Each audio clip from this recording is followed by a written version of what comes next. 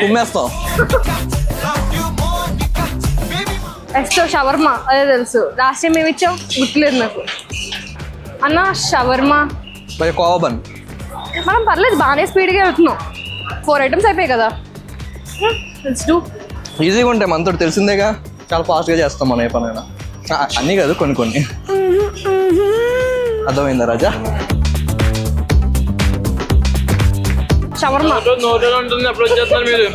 ఇది chicken shawarma ఎస్తో. Next item chicken shawarma. Yes.